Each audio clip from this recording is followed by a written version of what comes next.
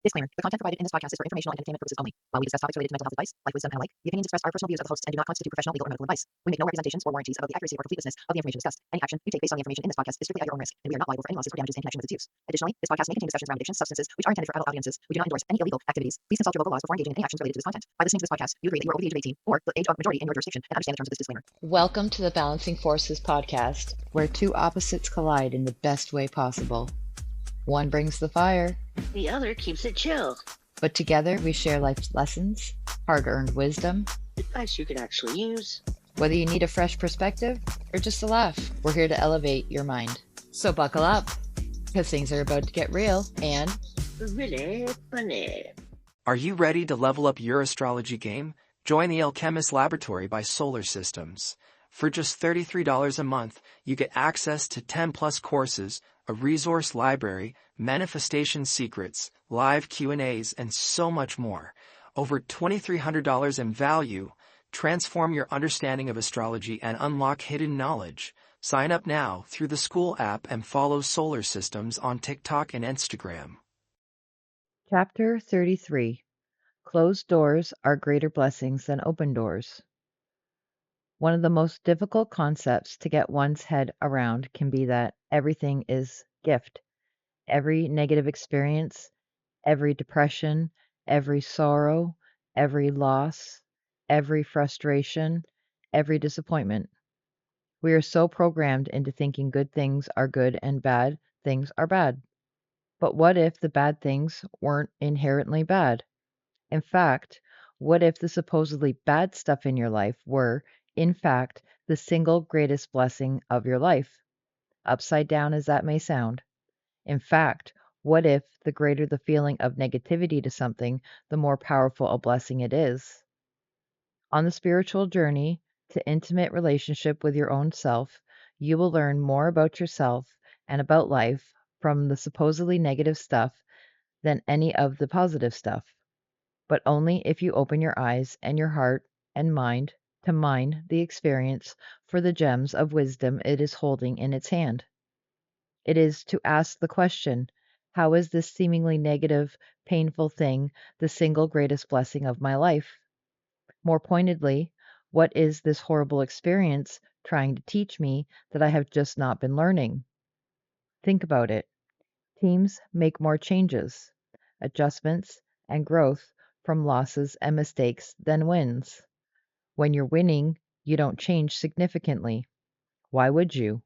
That can quickly lead to stagnancy. Losses reveal weaknesses. Thus, losses and setbacks are the soil of greatness, if they are mined for the insights they bear. Everything, and I mean everything, has the power to radically change your life for the better. Yes, even death sentences, terminal illnesses, loss of a child, death of a dream, divorce, and more. You name it, and I've probably encountered it either in my own life or in my 25 years of doing this stuff, working with cops and convicts, war vets and veterinarians, hedge fund CEOs and hog farmers, professional actors and Olympic athletes, world-class musicians and faculty of the top universities, the destitute and the most drug-addled success stories.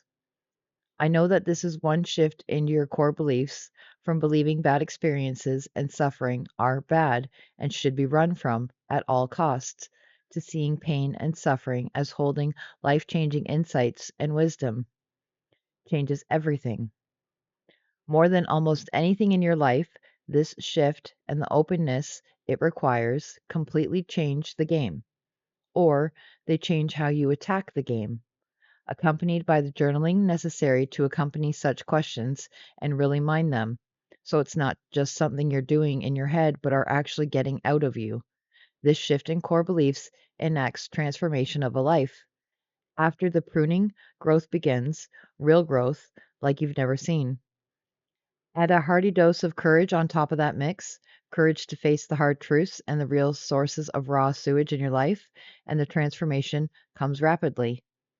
One 40-something client had a father growing up who was quite critical of her weight. As with many great women, each of her days brought obsessive thoughts about her body and weight, though to a rather unusual degree. The result, Sven, she remarked, is that I've stayed in shape, have kept a great figure even after childbirth, and now I actually make a living teaching others fitness and martial arts. It's bizarre, and I kind of hate to say it on one hand, but in some ways, Dad's obsession with weight was one of the best things that ever happened to me, even though it caused a lot of pain before. On a somewhat smaller level, I regularly remind my clients that closed doors are far greater blessings than open ones. Discovering who we really are requires discovering who we are not. Closed doors are the biggest signs of the universe talking to you. I spent decades trying to beat down doors that I wanted to enter, and as usual, the universe won, refusing to open the relationship and career doors I wanted, unless I radically contorted who I was, which was something I was unwilling to do, and in the long run incapable of doing. The universe, in other words, was doing me a favor. A closed door is the universe giving you a message. Either keep trying to get in or walk away and go to what is next. And the truth is, only you will know which to do. Only you will know which feels right. The knowing can only come from being still. And eventually, if that door does come down, boom, you're moving boldly in the direction you feel called to go. But if you keep trying and the universe, which is far stronger than you, keeps it shut, then you got to ask yourself, hey, is this a clue? Maybe this isn't my path. And it's hard as heck to let go of a path we really want or feel called to, especially when we've invested great time and effort into it. But a message is a message. In the words of the literary critic Neil Forsyth, if the path is bad, an obstruction is good. Closed doors are always a blessing. They not only test resolve, but more often they guide us. And what we find as we age, assuming we are tuned into the small voices of the universe, rather than just always waiting for the big wallops, is that we can do far less beating down of the doors, yet still get startling results. We just sense things earlier. We are more receptive to the subtle nudges. We sense sooner that it's time to let go of this door, and lust for what's behind it no longer has the power to fully consume you and inflame you. We do far less trying to bend the universe to our own will, and instead attune ourselves to the will of the universe, communing with our own soul. For there is a peace and a power, a sense of purpose, and a path that just feel so right. Life becomes more fluid. You still attack life when inspired, but only when inspired. The days of beating down doors like a full tantrum 3-year-old, kicking, screaming, and rolling about on the carpet are long gone. But all of this demands letting go of the very American notion that I must, absolutely must, impose my will on the world and force my wants to happen. And it's just doggone tough to let go of the brute force method. It's hard to trust that things happen when I don't try to make things happen. That's a really tricky concept to both understand and more to actually live out. That action of daily letting go of forced action demands tuning into when an action is forced and when it's flowing or inspired, which of course requires the self discipline of stillness to know the difference. Then it must be followed by the capacity to actually let go of the desired action and result. This is where meditation, releasing, accepting, journaling, therapy, and self therapy, or with a gifted counselor, and all of the spiritual disciplines become so critical. They are what facilitate the letting go and the throttling back, and the trusting that all is flowing, even if I'm not working on it. The essence of the spiritual path and all it brings are the spiritual disciplines of rest, calm, journaling, physical vigor, inspired and intense action, meditation, and so forth. Journaling recommendation 1.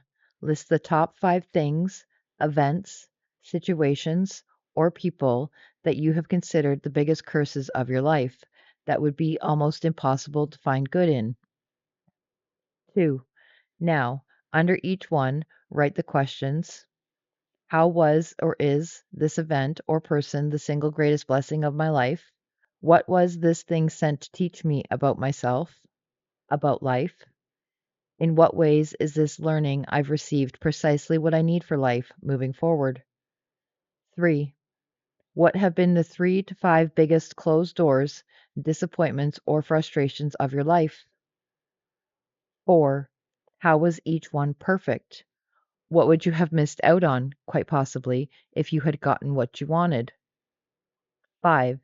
Even if you never say it out loud or forgive the person who did it, what if the most wretched, horrible thing of your life was sent for your pruning, a gift from the gods?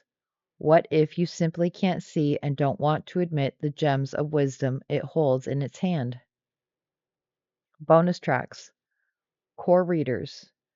Move to the next chapter. Advanced readers, here you go. Bonus track 13. When the Soul Burps Gold. So remember, we're giving away this signed autograph copy of There's a Hole in My Love Cup. To enter, just like, subscribe, and comment. Also sign up for our Beacons link to get into the giveaway.